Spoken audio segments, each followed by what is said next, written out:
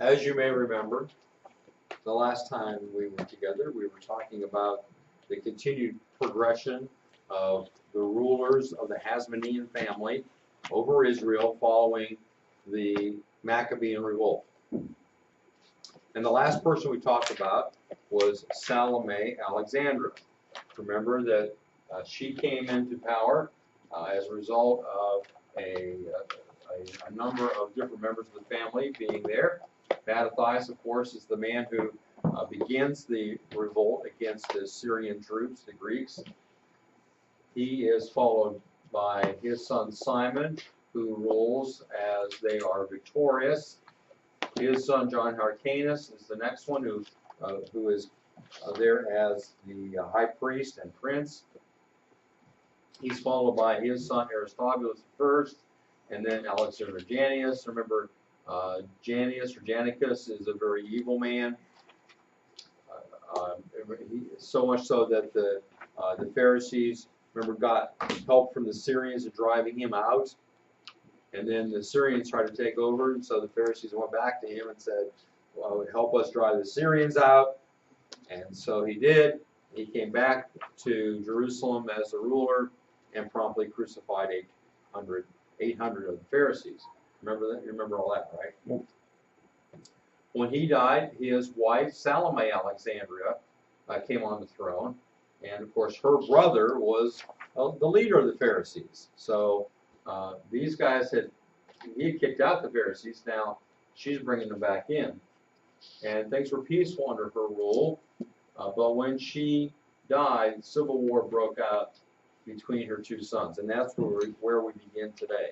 Looking at her two sons, John Hyrcanus II, named after this John Hyrcanus, and Aristobulus II, named after his uncle Aristobulus.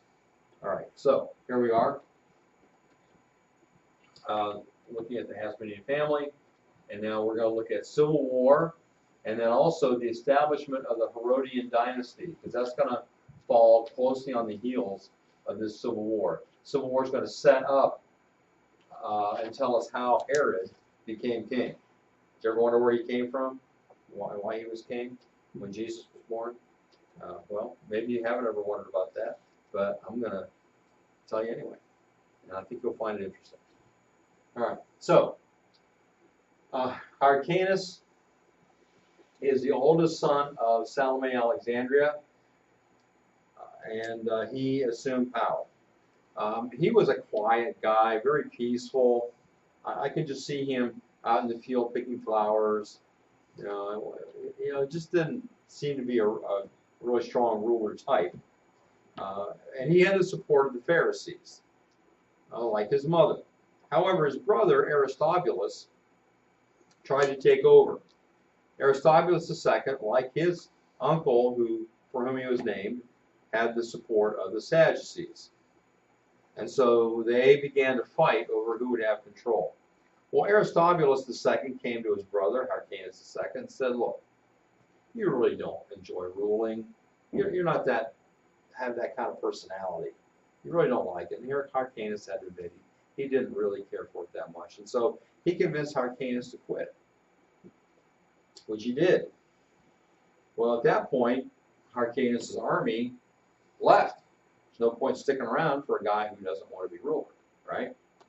And so it looks like Aristobulus II is going to be in control. However, something happens to interrupt that. And that is a guy by the name of Antipater comes up from Idumea. What kind of people live in Idumea? Edomites. Antipater is an Edomite. Now, what had happened to the Edomites sometime before this? Forced conversion. They were forced to convert to Judaism. So here's a guy who is an Edomite, but he's been forced to become a Jew in practice. So he comes up, he sees an opportunity. He's a great opportunist. And he convinces Hyrcanus that his brother has taken advantage of him and he should resume the war.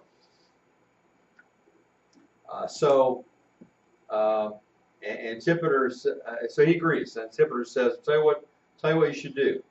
you should go down to the city of Petra, where Aretas is king, and get his help to come back in and take the kingdom.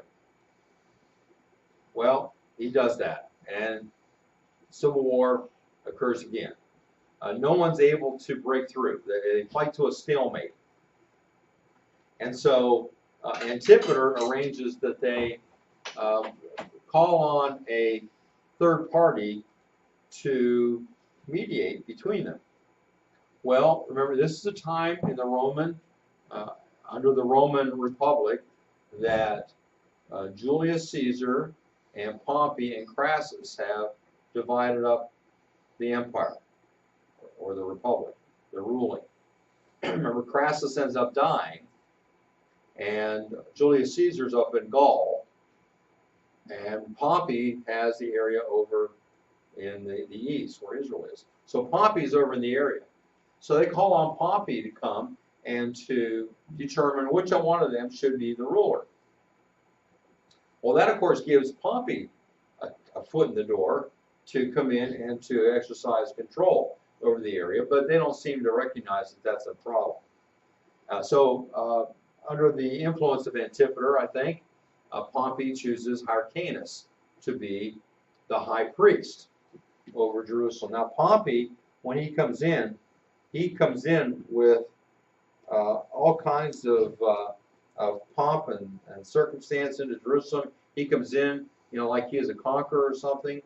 He's very arrogant. He walks into the temple, walks right into the Holy of Holies. I mean, he just has no respect at all for the Jewish faith. And he sets up control there through Hyrcanus. Now, Hyrcanus is considered to be in charge because he's the high priest, but really Antipater is the power behind the throne. Antipater is the one behind him that's really telling him what to do. So Antipater really is the one that has the power.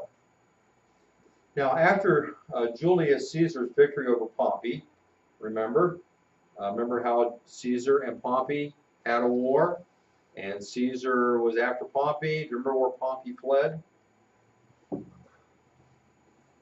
Where did Pompey run to? To Egypt, right.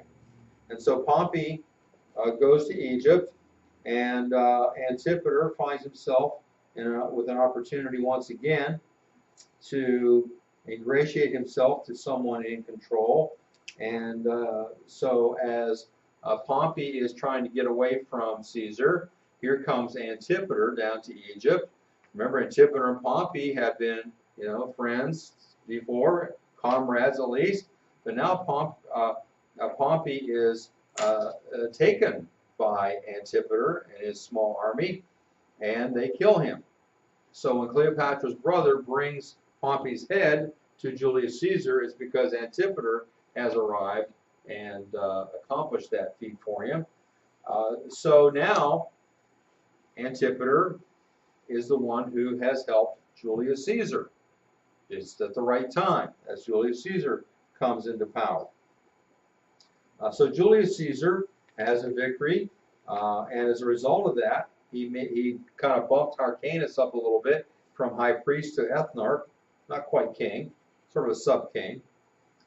And then he made Antipater a Roman citizen and governor over Judea. So Hyrcanus is ethnarch over the Jewish people in general, but Antipater is really the one that's in control as governor over Judea.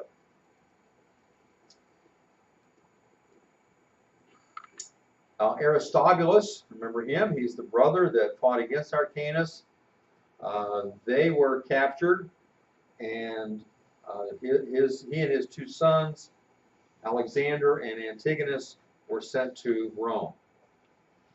Now, a little later, Aristobulus was able to escape from Rome, reassemble an army, and retake Jerusalem. This time, Rome sent troops from which Aristobulus was able to defend himself actually for 3 years before being captured. But this time, he was taken to Rome, and they ensured he would not escape because they executed him, along with his son Alexander. So he's got one son left, Antigonus, but Hyrcanus' rival brother and his brother's son are dead. Well, things seem to be going well for Antipater. He's back in control. His sons were appointed as tetrarchs by Mark Antony. But in the aftermath of the civil war that followed the assassination of Julius Caesar, Antipater was poisoned. So, Julius Caesar was assassinated, remember? And what happens as a result of that? There's war between whom? Who's fighting after Julius Caesar is assassinated? Was it Octavian and Mark Antony? Eventually, it's Octavian and Mark Antony. Initially, it's Mark Antony and Octavian against Brutus and Cassius. And then eventually, Mark Antony and Octavian would fight too. But Antipater II was poisoned, and one of his sons' name was Herod, and he wanted to avenge his father's death and put down the unrest that was going on as a part of the civil conflict over the whole Roman world. And as a result of that, he was appointed governor over Galilee. So it goes up here, here's Galilee. His brother, Phaziel, was appointed governor over Jerusalem. So now Antipater's two sons, Herod and Phaziel, are in two really good positions in the Roman world. In addition, Antony, Mark Antony, deposed Hyrcanus from the priesthood. So this is before the civil war that occurs between Mark Antony and Octavian. Antony is in control over this area. So Hyrcanus is no longer the priest. Herod and Phaziel are ruling over the two most important areas. All right, follow so far? All right, now we come to the establishment of the Herodian dynasty. Because Hyrcanus is gone, and now we have Herod and Phaziel, who are essentially ruling that area. Herod was given the area of Galilee over which to rule, and he was a very good administrator. He was good at what he did. One of the things he accomplished was removing all robbers out of Galilee. Everybody appreciates that, well, except for the robbers.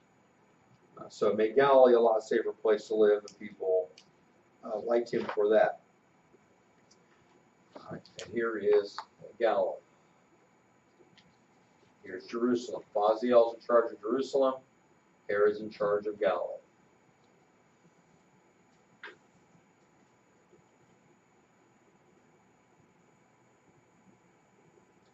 And Herod is called the Great later on because of his ability to administration and also for building things. We'll see that in a minute. All right, next we come to the struggle for the kingdom. All right, there's one son left from Aristobulus. Remember, Aristobulus and his son Alexander are killed, executed in Rome. He has one son left, whose name is Antigonus.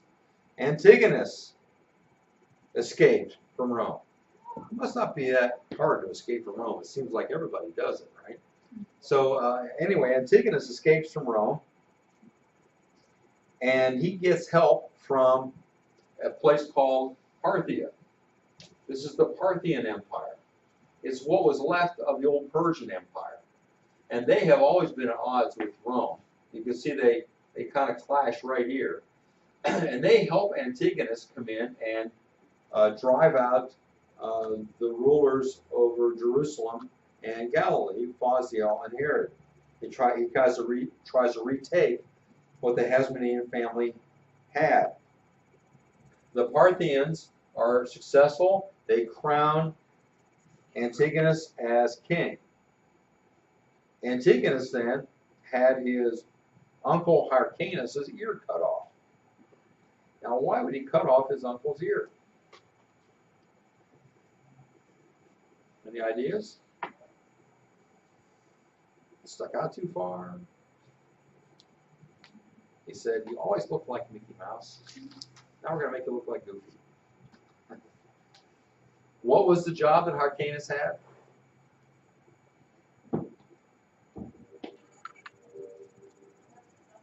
Come on, what office did Hyrcanus have?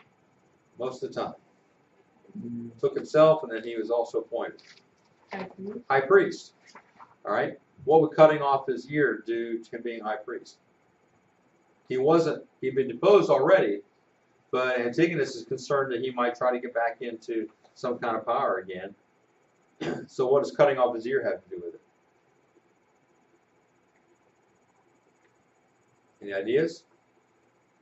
Is it like about them not having like being perfect or something like that? Yeah, no defects. You couldn't be high priest if you had any obvious defects. Even if you were bald, you couldn't be high priest.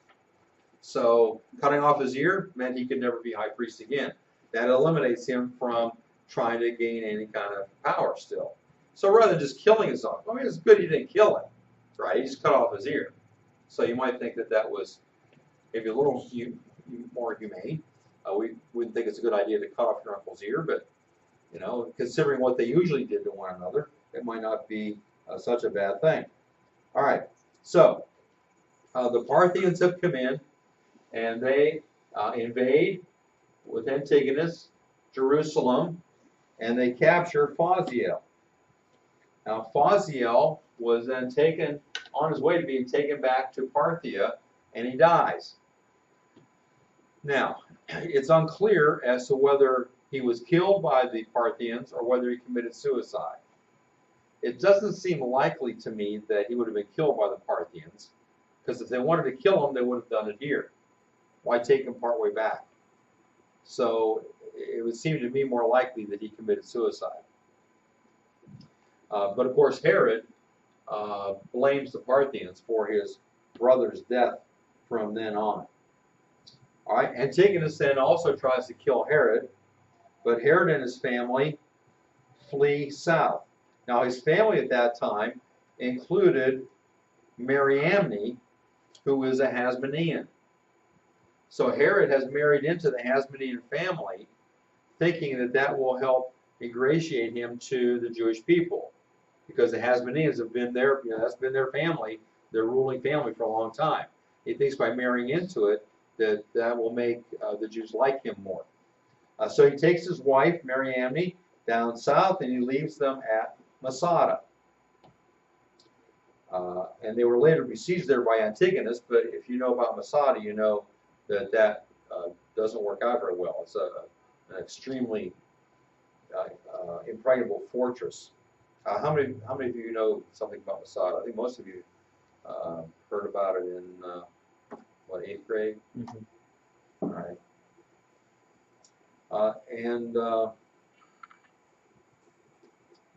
So he leaves his wife Mariamne there at Masada. At that point, he crosses the Dead Sea, Herod does, and continues to Petra. How many of you have ever heard of Petra? Not the rock band, the city. All right, so maybe not so many of you. I'll show you some pictures of it in just a moment. He hoped to get help there from Malchus, the king of the Arabs. But Malchus refused to help, and so Herod went from there to Alexandria, Egypt, and then to Rome. And when he arrived at Rome, he was received with great honors by the Romans. Here are some pictures of Masada that you've probably seen before. These are drawings showing Masada. Here's on top of this huge tabletop. Buildings, wall that's there. This part was built by Herod himself later. There's a model looking down from the top at Masada. This, of course, is all rock. You can't scale. It's too steep. Here are the buildings on top. It's a rather spacious area. These are pictures I took then of Masada. The building ruins that are there still. You can see passageways and rooms, parts of buildings.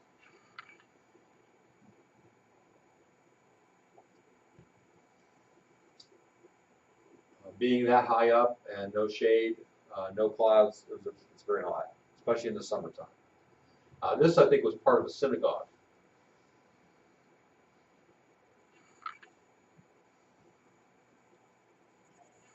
The day we were there, it was 100 something, and it was so hot they wouldn't allow people to climb the trail. They were afraid people would pass out. That's looking out from Masada. What do you think that is? The Dead Sea, right? And you can see all around it's dead because nothing grows there because of all the salt.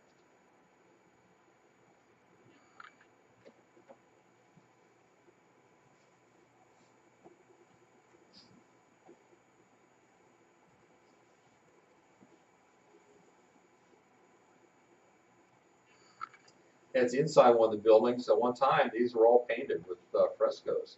There's a little bit left there. You can see it would have been quite colorful compared to what you see now. It's all brown. It would have been much nicer looking back then. Looking down at some of the pathway up. Herod later built this entertainment hall, and below it a bathhouse. And you can see, you know about the siege of Masada by the Romans in 72 AD. Here's the outline still of the Roman camp. And we'll look at that again later. Alex? 2 or 3 pictures ago in the corner, was that the ramp that the Romans used to get up? I don't think so. Oh, right there? Yeah. Or is that just the Oh, side? I'm not sure. I'm not sure about that. Here's a model that they have up there. You can see this is something that Herod built later. This is part of what's on top. And here's Petra. Herod fled to Petra. Petra is city built out of rock. Not using rocks to build it. It's actually carved into the side of rock. That's in Indiana Jones, right? One of the other people said that, and I don't remember. I suppose it might be. It looks like exactly. I hadn't been there yet when I saw the movie, and I don't know. It quite possibly is. Petra was along a trade route, so of course camels were very important. That was the tractor trailers at the time, and so on the way back into Petra, there's a statue that was carved there to demonstrate how important the camel caravans were. All that's left now are the feet of the person leading the camel, and here are the feet of the camel. The rest of them is not there anymore. This is on the walkway back to the city of Petra. You have to walk a long ways. I think it's, I think it was a quarter of a mile or more that you have to walk in between stone sides in order to get back to the city. It's quite a walk. It's downhill going there, a little bit of a decline, and they have these troughs along the side which were there to bring water in, because there's no water back in the city, but there was a small lake outside, and water would just run down the trough. Here's another picture of it. Here's people walking. Look how high that is, and how beautiful the stone is.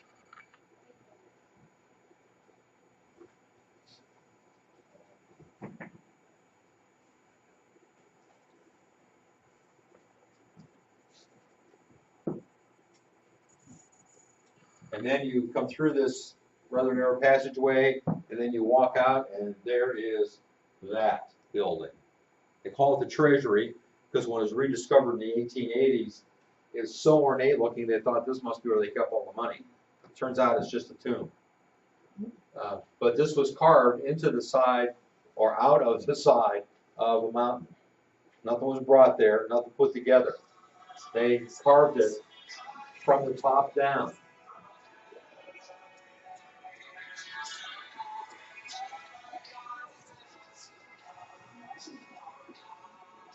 Look how intricate that is.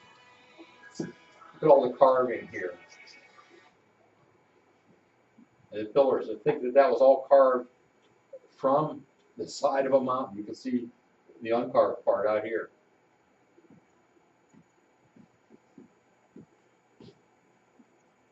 This is the top of that same building.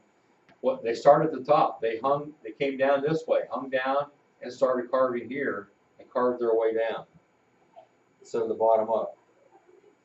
Had to be well planned. See these marks right here? That's where they hung the scaffolding as they were going down.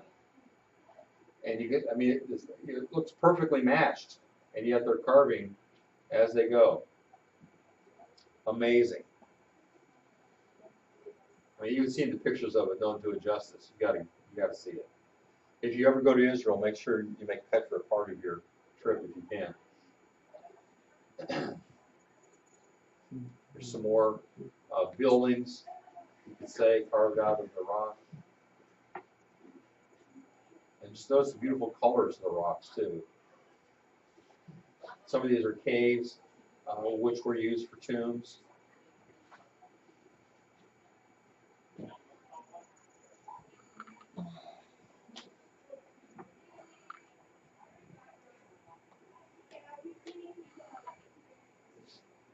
Isn't that something, the coloring? Yeah. That's a Roman amphitheater that was built later when the Romans came in. It wasn't there when Herod died.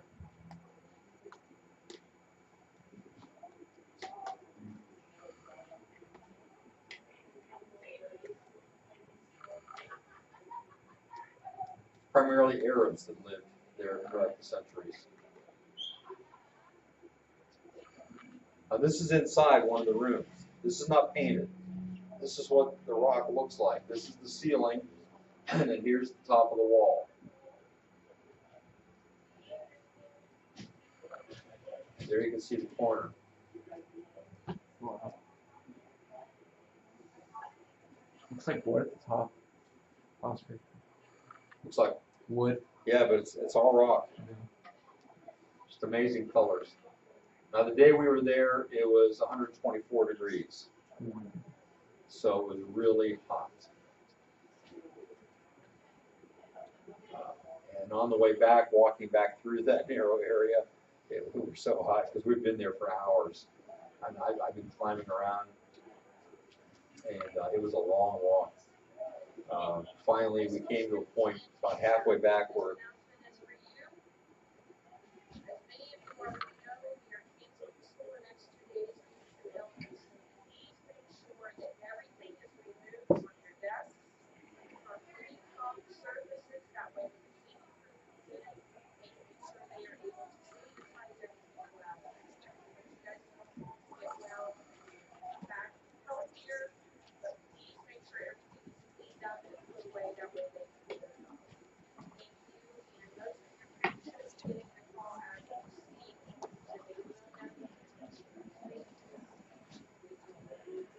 so partway back, there were some guys there with some horses, and my wife said, "I don't care how much it costs. I'm renting a horse, so it doesn't cost that much." So we've got horses for the rest of the way. It was so hot. So Herod crossed the Dead Sea, continued to Petra. He hoped to get help there, but was refused. Continued on to Alexandria, Egypt, and then Rome. Rome received him with great honors. In fact, Octavian and Mark Antony persuaded the Senate to appoint Herod king of the Jews. So now he's not just king over Galilee. He's not just the ruler over Jerusalem. He's king of the Jews, appointed so by the Senate. Mark Antony, just told you about that, persuading them to appoint him king of the Jews. They also extended the territory of Herod, and then gave him the armies to go back and reclaim his kingdom. And Herod became the undisputed ruler of Judea. So that's where Herod comes from. Next time we'll find out what's he do once he's there as king of the Jews. And some of it you know already. With that in mind, make sure that you read the page in your notes called The Story of the Wise Men, I believe. I want you to read the story, and without looking anywhere else, just from your own knowledge, cross out what doesn't belong. Cross out what's not true in the story. And then I want you to read Matthew 2. Don't go back and change anything. But read Matthew 2 to give you the foundation for what we talk about next time when we go through the true story of King Herod, the wise men, and the birth of Jesus. Got it? Yep, that should be an exciting thing. Now, in the time that we have left,